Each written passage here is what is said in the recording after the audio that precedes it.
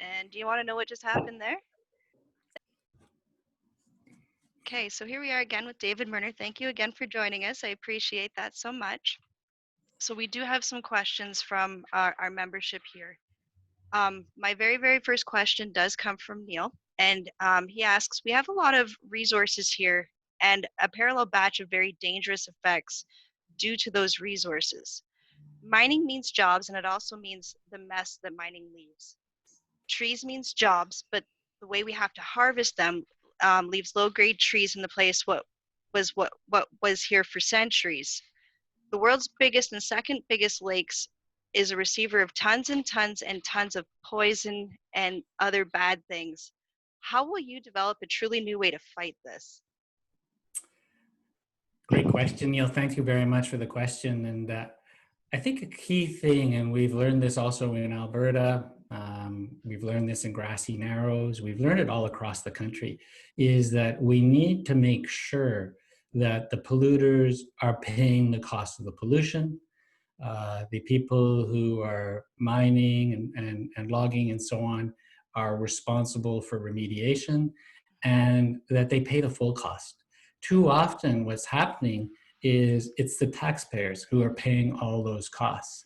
And in some places like Alberta, it's billions and billions of dollars of unpaid remediation costs. And it's a serious problem.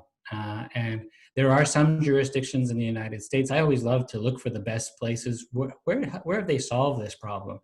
And other places in the United States, like North Dakota and other places, have really put in very tight frameworks for putting funds into trust so that these companies have to pay upfront. It's not like you're asking them to pay afterwards. They put the money in upfront, and that way taxpayers aren't on the hook for paying all these remediation costs. I think that's the single most important thing we could do, is make sure that polluters pay and they pay upfront. I think that's pretty much my answer. I like that. One of the things that I've come across in professional work is, and it's driven me absolutely up the wall. Um, it's a certificate of approval to harm and harass animals, right? So this is things like caribou, and it really comes specific to things like energy corridors and things like that, wherein you may infringe on a habitat or you may come in line with migratory practices of these animals. What are your thoughts on that? Is that something you would continue, or? No, I think, and you mentioned these rights of way and so on that get cleared out for pipelines and for hydro lines and so on. And especially here in BC, we have a terrible track record of basically creating pathways for wolves to go after caribou and other endangered species. And it seems like our environmental planners aren't taking into account how the natural world works and how logging roads and other types of cleared property can really have a huge devastating impact on biodiversity by helping the hunters and really hurting the hunted. So we need a comprehensive approach to land use planning that takes into account what will happen to our biodiversity. And again, it's the same as my first answer. It's about planning this out ahead of time, not trying to fix it after it's been done. Mm-hmm. Oh, I agree with that. I do have another question here from Sandra, and it is specific to police reform. We would all like to hear a little bit better on what your thoughts are for police reform. I'm not sure how familiar you are with issues in Thunder Bay, but Thunder Bay is a bit, and I'm not even going to say it, but I'm not going to sugarcoat this. We've had a problem with police that's been highlighted in the media. It's been going on for longer than I've lived here. It's nothing new. So this is a very important topic. One of the reports that did come out, I believe it was 2 years ago now, is the OIPRD report, which specifically highlighted issues with policing in Thunder Bay. Yeah, so what would you really do to change this system? I worked inside the justice system for 28 years. I worked at the Department of Justice in Ottawa. That's actually where I met my wife. We met over a legal opinion, very romantic, and at the Privy Council office in Ottawa. And then I came out here to British Columbia and worked here on justice reform.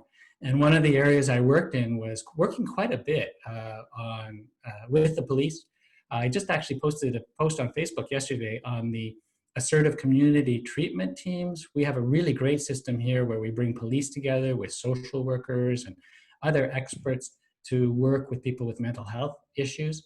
So the police aren't the front line on that. They might actually be the transportation, they might be the backup, but they're not necessarily the person knocking on the door when someone's going through a mental health crisis. It's really, I think, a national example on how to do this. So I've worked with the police. I've even worked with the police oversight body here in the provincial government on setting up dispute resolution systems.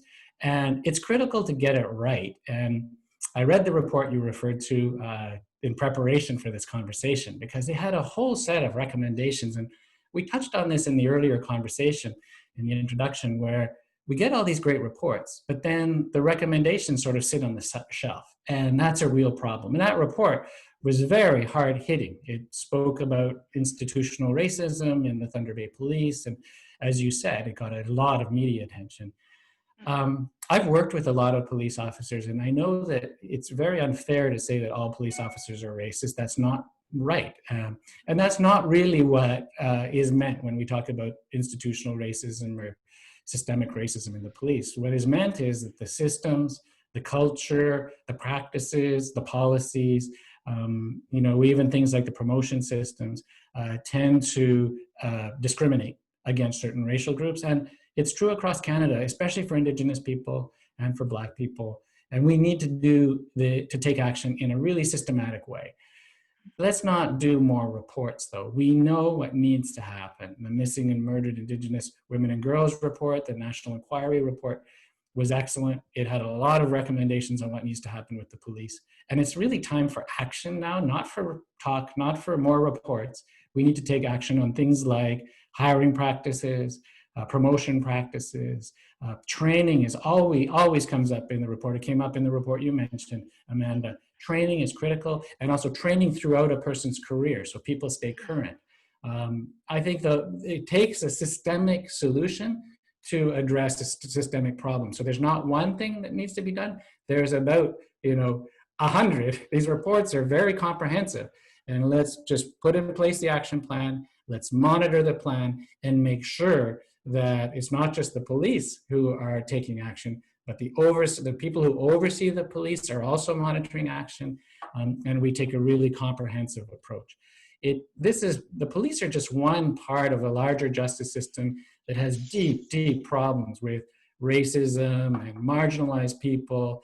It systematically really puts people through a revolving door. Anybody who has mental health issues, who suffers from homelessness, or anybody who has addictions issues, and often these things go together, are being treated in a really terrible way by our criminal justice system because the criminal justice system is siloed and not connected to the other systems in the way it needs to be.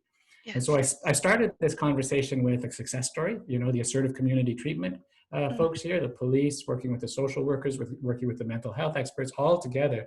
We know what the solution is. Let's get moving on it, and let's stop the reports and the talk. Let's move to action. Absolutely. Do you happen to know off the top of your head what year the Ipperwash report was? I think that was 90.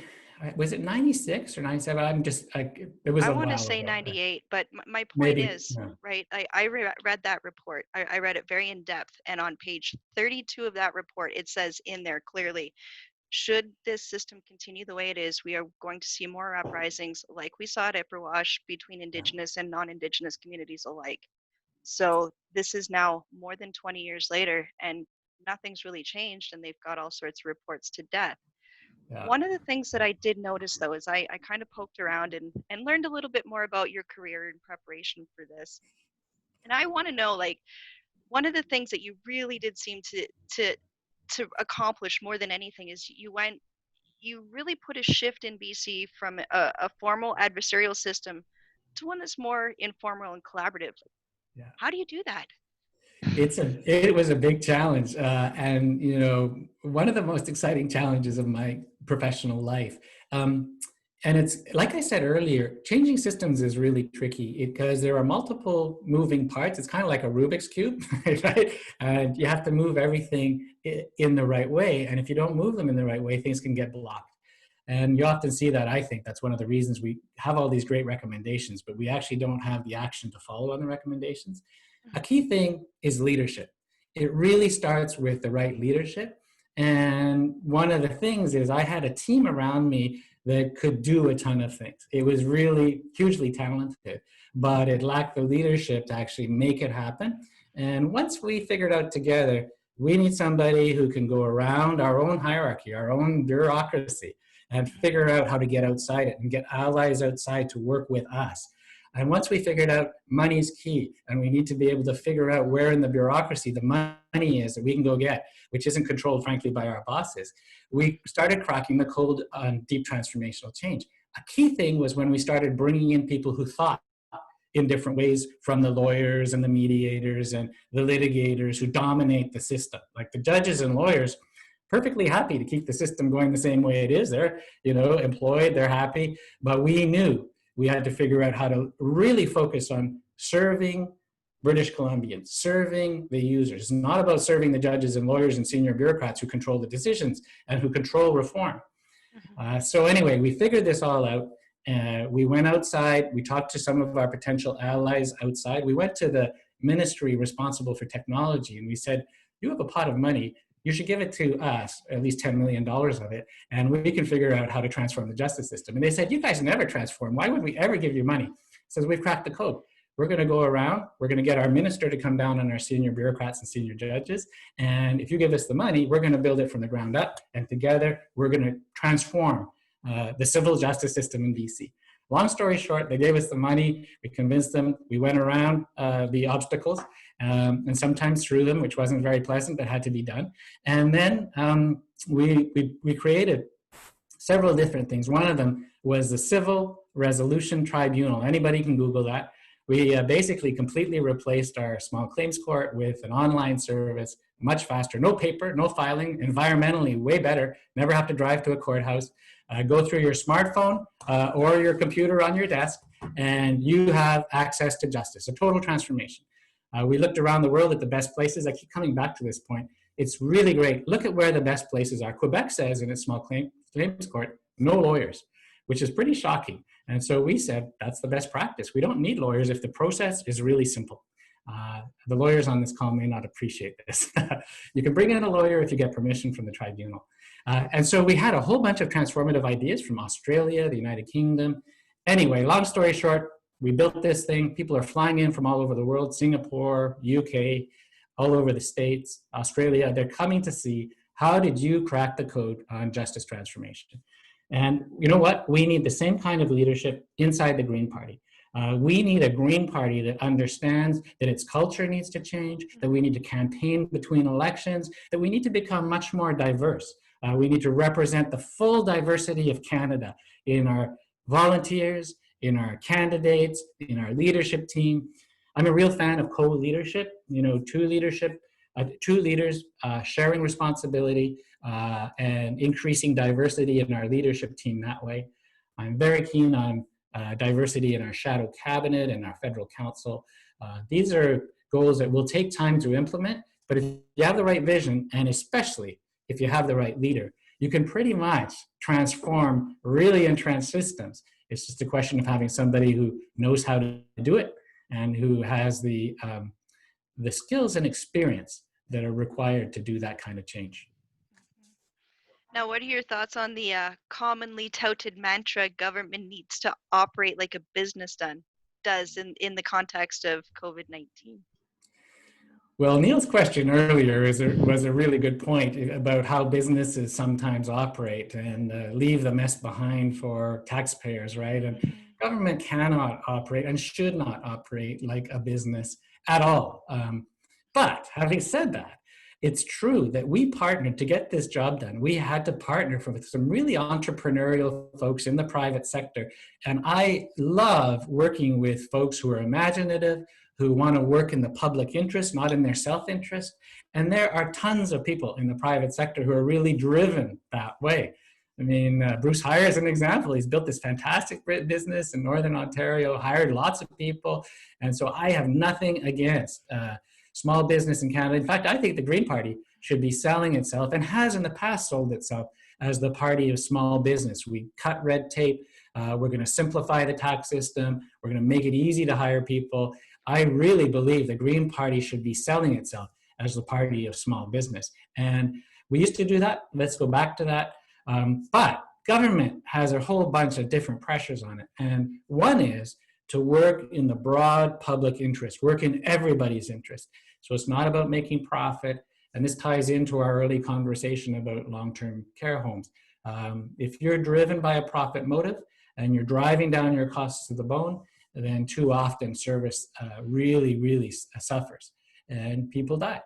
We've seen that with our long-term care sector. So I'm a fan of entrepreneurs. I'm a fan of people who are willing to try new things and to take risk. And I'm a real fan of small business, which is the backbone of our economy. And I think that some of those ideas should apply in government. In fact, I mentioned earlier this transformation plan. eBay and PayPal were a key example for us. They resolve 60 million disputes online every year. Online dispute resolution, we adopted that in our program. And that was a private sector example of excellent service. Bit of a long answer there, sorry. No, it's a good answer. It's a really nice opportunity to get to know where you come from better and how you think. I really appreciate that. Thanks. Perfect. So is there anything else you'd like to tell us here in Northern Ontario, how you're going to help us up here? Well, I do think that the things we've talked about, how do we deal with the resource sector? I think we need to be really careful about not being the party of no. I mean, you've heard this on the doorsteps. Yes. I have too. Yes. You guys are the party of one or the party of no. And they say many other things about us, right? And I think we need a leader who can change that. We need a leader who can have a really positive vision of where we're going. You know, the party of small business, the party of imaginative, entrepreneurial candidates who are going to go to Ottawa and hold government to account. Or as Sandra says, form a majority government. I love that. And that we're not a bunch of people who are all about, oh no, you can't do that. Oh no, you won't do that. We are a bunch of people who really care about our children. We care about 7 generations down the road. We've always been consistent on this. We care deeply about social justice. You know, we were the first party to fight for equal marriage back in '96. But we're also very conscious that we need to transition the economy and have a sustainable economy on the other side. And I was born in Alberta. I have a lot of cousins and family members. My daughter works in Alberta and Calgary at Foothills Hospital as a doctor. And I know what Albertans say about us. And what I want to do is to be able to go into Alberta and say, we have a plan. It's a plan to transition off fossil fuels and onto renewables. And you know what? Alberta is leading the way already. Raymond, Alberta has gone entirely solar in its municipal infrastructure.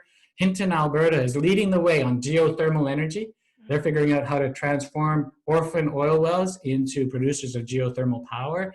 We know Albertans have led the transition off coal across Canada. So just look at Alberta. Even in Alberta, they're leading the way into the renewables economy, and we want to help accelerate that. So my cousin, the welder in Wetaskiwin, we could say, look, we have a guaranteed livable income. You're not going to go below this.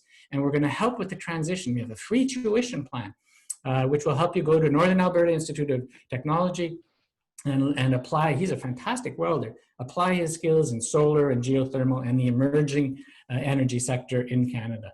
We need to be the party of a positive, hopeful vision. And I think that'll really resonate in Northern Ontario and across the rest of Canada too. Mm-hmm. Absolutely. Now, I have another question though. What can be done to ensure that justice issues, especially justice issues with Indigenous people in Northern Ontario, are fair and equitable? Oh, I do apologize if I just lost that. Our jail has become a place where people die or are left for long periods of time in solitary confinement. So, what would you do to change that so that specifically here we don't have that happening? And we do have a lot of talk with the most important relationship with the Indigenous people of Canada from the current Prime Minister, but many of the people do not see results, as you were saying. It's a lot of lip service. Yeah. So we have governments that are funding organizations, but by the time the funds actually get there, there's not much money going to the people that actually need it. Yeah, that actually need it on the ground. Yeah. So So how do you get that? So with these silos, it's not just siloing the money to the people at the top. yeah, it's huge. It's like I said earlier, often it's not about so much we don't know what to do. We know exactly what to do. We have all these reports telling us what to do. There was an excellent report, the solitary confinement question, really important question. We have a report on that from the federal corrections investigators saying that solitary confinement is a form of torture and should not be allowed. And so we know what needs to be done. They need to bring in legislation or certainly policy. Policy is easier to bring in and faster to bring in. It says solitary confinement is no longer allowed in Canadian prisons. We can do that.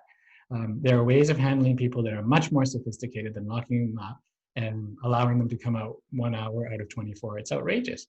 Mm-hmm. And all the experts say that. So let's legislate or bring in policy right away.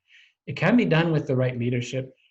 There's a lot of entrenched interests in the system that will say, oh no, we can't do that. I encountered that my whole career. But there are definitely ways around it if you have the right kind of leadership. I'm sorry to say this, I used to be a federal liberal actually, but I think Justin Trudeau is demonstrating that there's a huge gap in this government between talk and action, a huge gap. In 2015, they had a whole bunch of fantastic promises on Indigenous issues, actually, like the drinking water promise, very good promise. But then, you know, they wasted 4 years. They finally figured out, well, maybe we better reorganize our ministries to make it happen. They spent a ton of money. And we're still not there. There's still boil water advisories all over First Nations reserves in Canada. So I think a lot of it is calling them out, making them pay a political price in question period in the House of Commons, but also during campaigns, because they need to see that if they don't deliver, it'll have an impact on their votes. And it's one of the reasons why I say when I'm campaigning for the Greens, give us a chance to hold the government accountable. If they see that you're voting for a party that has been consistent, has been ethical, that has fought for deep change throughout, give us a chance and we'll really hold the government accountable. The big difference between the Greens and all the other parties is that they're really about small change, you know, incremental steps. We've always been saying we can't get there with small steps. It's going to take too long. We're facing a climate emergency. The science is clear. We have 5 to 7 years before this becomes irreversible. This climate emergency. Let's move now. And in the justice sector, we need the same kind of energy, the same kind of sense. No, we're not going to put up with the talk and the failure to act. That's what led to the change. I mentioned how my team changed the way it thought. We had a bunch of people, you know, 10, 15 years away from retirement who could see we're going to waste our whole professional life unless we figure out a different way to do this stuff and go around the old hierarchies, go around the people who keep saying, oh, small steps are okay, and say, no, that's not good enough. We're going to transform. That's how we built the Civil Resolution Tribunal. That's why we reached out to the ACT teams, the assertive community treatment teams, working with police officers, mental health people. We said, you guys have cracked the code. We want to scale this up across BC and Canada. And we can help you using technology that we've developed and using our skills to get around all these self-interested groups who don't really want change in the system. And that's the kind of leadership I believe Canada needs, not the same kind of leadership that Justin Trudeau and the Conservatives have offered us for decades and decades. Absolutely. And I find that oftentimes it's not even a change in policy, that they're offering the same thing repackaged over and over again with no Yeah. changes. Yeah. So, yeah. You know, the Trudeau in 2015 was saying, oh yeah, we're going to change the way on the environment. And then less than a year later, he adopted Stephen Harper's greenhouse gas reduction targets, useless targets, and they're not even meeting those low targets. It's a perfect example. And it's the same kind of thing, you know, with drinking water on reserve. It's the same thing with justice reform, especially, you know, incarceration of Indigenous people, which the question was about. You know, we know the statistics. We've seen the reports. We know the recommendations. Let's stop the talk and move to action. So we have one more question from one of our attendees here. How does David Merner become Prime Minister? It sounds to me like everybody likes what you're saying here. So we have to build the Greens. It's really not about David Merner. It's about the Greens. How do we build the Greens? We need to build in 338 ridings, right? I mentioned this earlier. We need strong volunteers who are ready, not just, you know, 3 months or 6 months before the election, who are willing to go, you know, winter and summer, building our organization from the ground up. Every single one of us on this call sells one membership. That doubles our membership in the party. We go from 23,000 to 46,000. Mhm. Every riding association calls their lawn sign people and says, would you buy a lawn sign? Yeah, oh, sorry, would you buy a membership? Mhm. At $10, you'll change the future of our whole party if you get involved in this leadership race, the most important decision we've taken in 14 years. We need to be mobilized as a party from the ground up. We need to go from 1.1 million to 1.5 to 2 million votes. And the only way to do that is to be organized on the ground. We need a leader who's perfectly bilingual, quelqu'un qui est capable de gagner des votes en français et en anglais, Yes. complètement confortable. C'est essentiel. I'm the only leader in the race who's had that experience of campaigning in French and campaigning for long periods of time in Ottawa, Vanier, Memram, Cook, Tantramar, New Brunswick. I know how to reach out to folks. A key thing, I played hockey on a lot of French, all French hockey teams. I would be the only English guy in Ottawa and Hull. Hull doesn't exist anymore, but Aylmer and Gatineau and all that whole western part of Quebec, eastern part of Ontario. Somebody who can relate to French speakers on the doorstep, not somebody who just speaks an academic French. I litigated in French and for the Department of Justice and federal tribunals and commissions, but that's not the French you speak with a farmer in New Brunswick. I met one farmer in New Brunswick. We got into an argument. He said, you Greens are never going to win in this riding. It's been liberal since Noah came ashore. And he must have been in his 80s. He was a real character, a very strong, New Brunswick French accent. And he wanted to bet me $50. And anyway, we related. I'd love to go back and see that guy in general campaign and say, hey, I'm back for my $50 and get together with him. But that's the kind of person we need to win seats. To build our vote nationally, we need a leader who can win debates in both official languages and somebody who's able to pull people together. I mentioned earlier in this call, we have huge talent. We have 10 really amazing, diverse candidates in this leadership race. Number one job, pull them together, get them to run for us, get them to put their teams to work for us, not just in any particular riding, but across the country. Lead the way, the best fundraisers, let's get them rolling together on each team, right? Yes. There are a couple of campaigns, mine included, who have really good youth campaigns. My campaign manager is 25, my financial age is 26. I mean, we have tons of young people on our campaign. Let's pull the young people together. I did that in my riding last time. We had 25 young Greens come from across the country. We billeted them, we fed them, and we worked with them on campaigning. Let's get the youth involved. That's how we build the Green Party. That's how David Merner gets to be Prime Minister. But it's not about that. It's really about building the party and building for the future generations by holding government to account or forming that majority. Perfect. Now, I do have another question. It's about labor and capital. Do you feel the relationship between labor and capital is about right? Too heavy in favor of capital or too heavy in favor of labor? It depends where you are and what part of the country you're in. Right now in BC, labor has a huge impact on our government. We have an NDP government here. And so the pipeline unions are really powerful. And they're driving policy here in Victoria. Our provincial government, our NDP government, is putting $6.6 billion into the pockets of multinational fossil fuel companies because they're in the hands of the pipeline unions and the unions working in the fossil fuel industries. So in BC, you can see a huge impact of union power here. In Alberta, it's the complete reverse. And you've got a government, a right-wing government that is cutting corporate taxes, cutting royalty revenue, doing everything it possibly can to make it easy for the corporate sector because they've been totally captured by the corporate sector. And then it depends across Canada. The balance between labor unions and corporate power is hugely different. We're seeing a huge decline in union membership, which really erodes worker standards. And we're seeing some sectors, like the agriculture sector, where unions just have been systematically shut out. And it's terrible in terms of worker standards and protection of workers, especially immigrant workers in the agriculture sector, because they have no union representation. So it's a big question. It depends where you are in Canada. It depends on which sector you're in, and the power varies. I think Greens really do the right thing, which is look at how do we create a balance of power. Unions do really good things. The private sector, as I said earlier, can do very good things sometimes, especially in the small business sector. So let's figure out what's in the public interest. We shouldn't be favoring the unions. We shouldn't be favoring the large corporations. We shouldn't be attacking them like is happening in Alberta right now. Let's figure out how we work together. I personally feel very strongly about this. I did a master's in labor relations, and I feel that getting the right balance, I'm a fan of strong collective bargaining, strong unions, well-organized employers, working together in a collaborative way.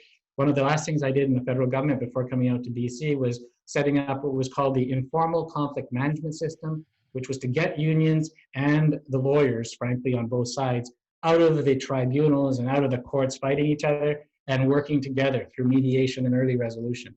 Much cheaper, much faster, and much better for employees and for the public service managers who hated this adversarial stuff. So I'm a real fan of figuring out how we get folks together. I've done it in my career, and I see myself as leader of the Greens as being somebody who should really be a uniter, somebody who can be a mediator between people who feel strongly on different points of view. Israel-Palestine is a perfect example. You know, some people are even campaigning on abolishing the police in this leadership race. That's really the wrong language and the wrong approach. We need to figure out how to make deep reform, though. I'm totally on board with that, but let's really be careful about our language, and let's have a leader who can unite us all. Everybody who believes in these ideas, we're such a diverse party. I really think a key skill set for the leader is somebody who can pull people together. Yeah. Now, one of the questions that we do have about universal basic income, now, do you support UBI in exchange for minimum wage, where working a job would then become optional? So what's the incentive? Yeah. So I'm a total fan of universal basic income. And a lot of the conservatives, you know, there are actually a lot of conservatives on board with that idea, pushing it in the Senate too. There were over 50 senators and conservative politicians of all stripes who supported the universal basic income. Mm-hmm. And I'm a real fan of it too. And what the critics say, though, often conservative critics say, well, there'll be no incentive to work. But that's not borne out by what the experts say, what the reports say. We're an evidence-driven party. The key policy foundation for the Green Party is look at the evidence, right? And we've got fantastic evidence out of the best study done in Finland 2 years ago. The reports are coming out now. I just put a part of the report up on Facebook about 2 weeks ago, are saying that employment effect, you know, where people will just sit at home and drink beer, is not going to happen. That is just a typical sort of conservative distortion of reality. What the reports say, what the independent academics who have studied this say, is people will use their guaranteed livable income revenue to upgrade their skills, to even upgrade their wardrobe so they can go to job interviews and get a job, right? Yes. And we know this is what the evidence say, and we should fight very strongly the folks who have these myths about, oh, it'll all be cigarettes and beer. You've heard it, I mean, many times on the doorstep. I've heard it on the doorstep, and it's totally false. It's totally unsupported by the evidence. What people do with a guaranteed livable income generally is they look after their kids.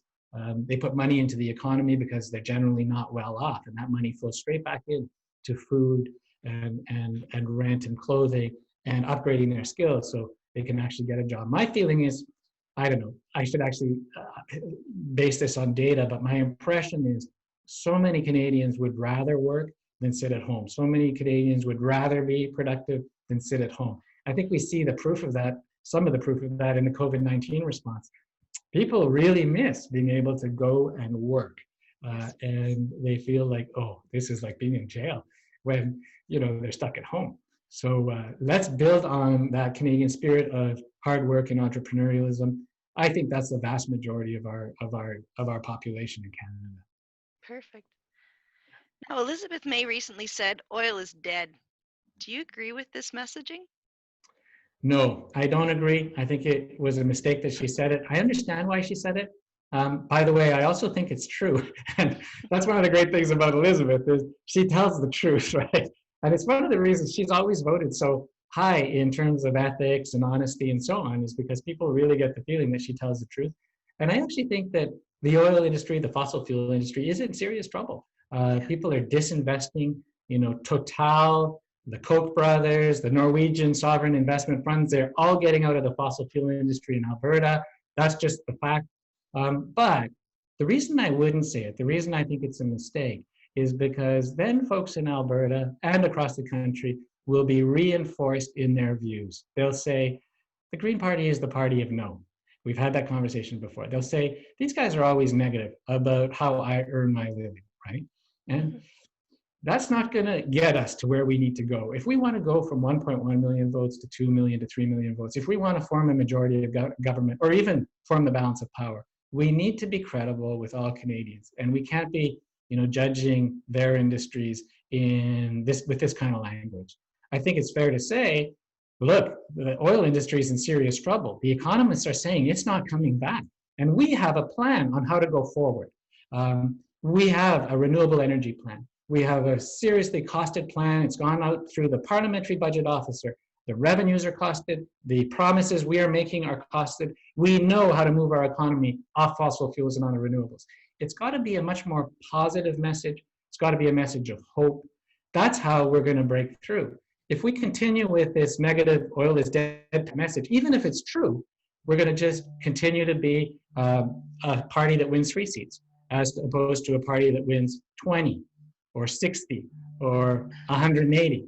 And especially in Western Canada, if we want to break through in Western Canada, I'd say the same thing for Northern Ontario. If we want to be seen as a credible party, we need to talk to people who are in their lives in the resource extraction industries. And we need to be able to connect with them one-on-one. And when I was on the flight to Thunder Bay in March, I was on in the back row with a guy who was a pipeline inspector.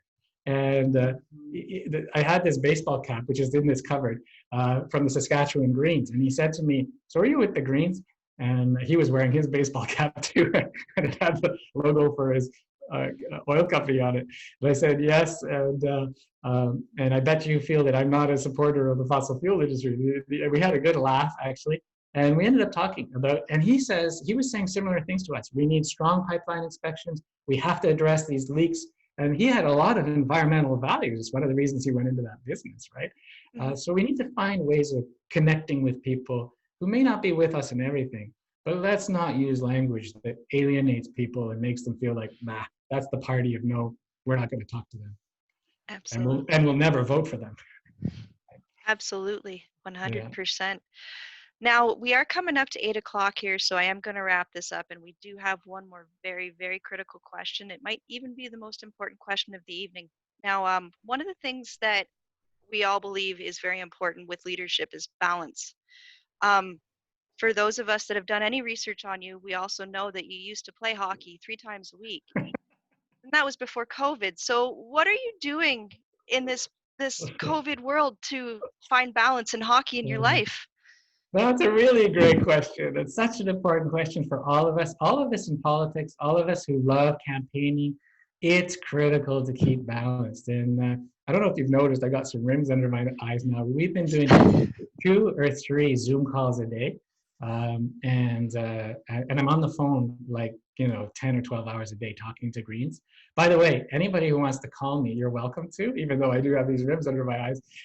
My cell number is 250-514-5507.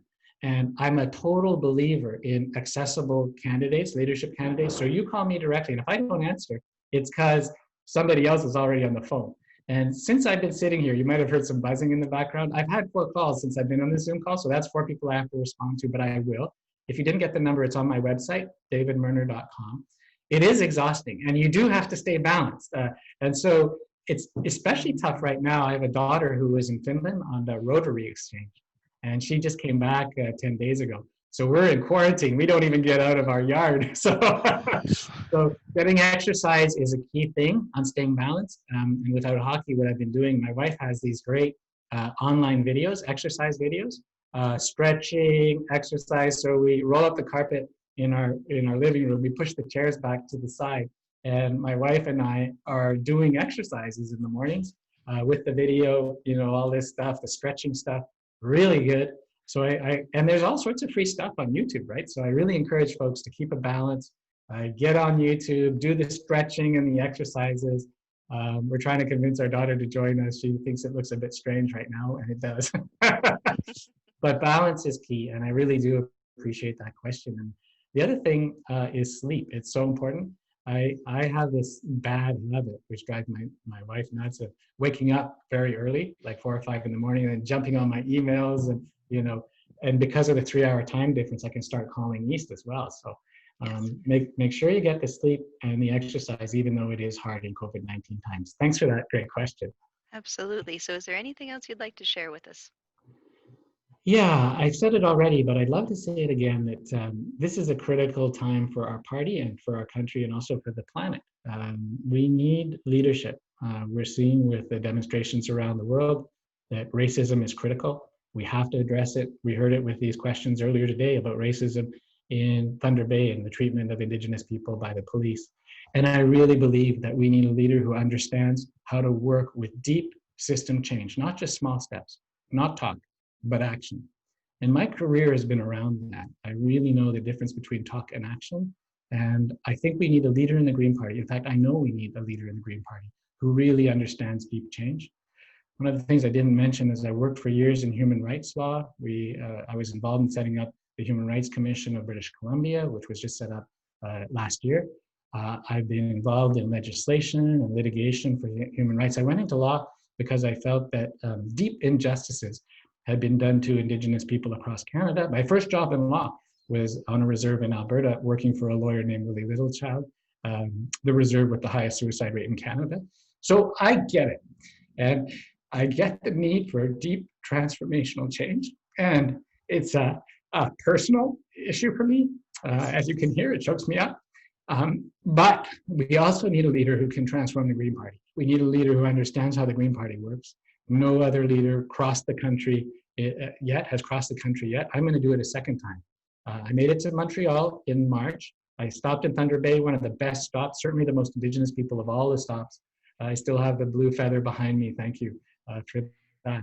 And I believe we need a leader who gets out on the ground like that. I'm going to do it again. I'm going to travel through BC and Alberta in July and August. As soon as Ontario opens, I'm going to come back to Ontario and go through on the ground, meeting people in the riding associations, mobilizing volunteers, mobilizing our candidates, mobilizing future candidates, making sure we have the most diverse team of candidates in the next federal election that any party has.